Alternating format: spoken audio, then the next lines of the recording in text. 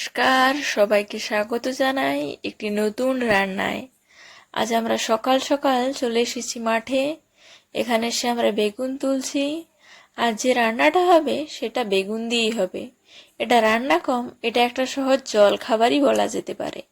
এটা সবার প্রিয়, আর বাঙালি বাড়িতে তো এটা হবেই, কোনো কথাই হবে না এটা ছাড়া জল খাবারে। চলুন, আমাদের যা কিছু তোলার ছিল তুলেছি। টমেটো, বেগুন, বিনস এগুলোই তুলেছি আজকে। আর একটা এই যে ফুলকপি তুলেছি। এগুলো সব তুলে নিয়ে চলুন বাড়ি যাই।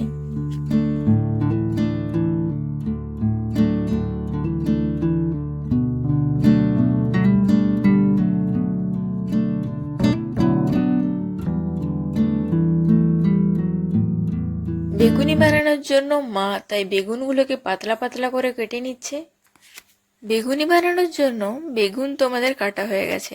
এরপর বেসনের যে মিশ্রণটা বানাতে হয়, এরপর আমরা সেটাই বানাবো, কিন্তু একটু নতুনভাবে। এই বেসন তো নিলাম, কিন্তু বেসনের সমান পরিমাণ আমরা চালের গুঁড়িও নিয়েছি। এই চালের গুঁড়ি আর বেসন দিয়ে একসাথে করলে বেগুনিগুলো খুব মুচমুচে হয়। তার মধ্যে কিছুটা কালো জিরে দিয়ে দিলাম। আর রোজকার মশলার মধ্যে রয়েছে হলুদ গুঁড়ো, লঙ্কা গুঁড়ো, ধনে গুঁড়ো, জিরে গুঁড়ো। আর পরিমাণ মতো নুন দিতে পারেন, আর একটু স্বাদের জন্য চিনি দিতে পারেন। এগুলো দিয়ে দেব।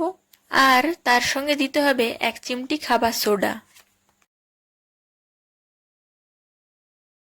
এরপর এর মধ্যে দিয়ে দিতে হবে একটা গোটা ডিম। এই ডিমটা দিয়ে ভালোভাবে মাখিয়ে নিতে হবে, আর তার সঙ্গে সঙ্গে একটু একটু করে জল মিশিয়ে একটা মাঝারি ঘনত্বের বেসনের ডো বানিয়ে নিতে হবে।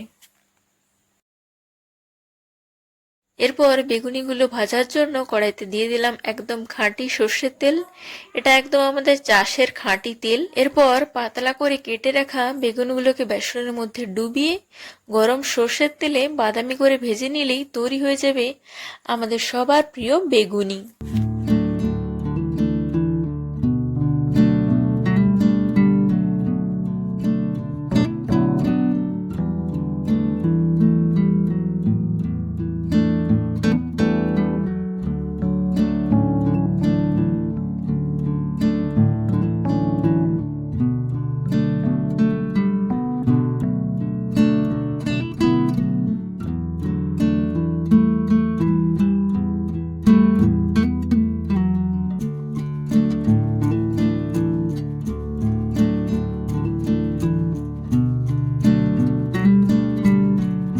অবশেষে তৈরি হয়ে গেছে আমাদের মুখরোচক মুচমুচে গরম গরম বেগুনি। আপনারাও অবশ্যই এইরকম ভাবে বাড়িতে বেগুনি বানিয়ে খান। আর কেমন হয়েছে আমাকে অবশ্যই কমেন্টে জানান। ভালো লাগলে একটা লাইক করে দেবেন, আর সাবস্ক্রাইব করে পাশে থাকবেন। আজকের ভিডিওটা তবে এখানেই শেষ করছি।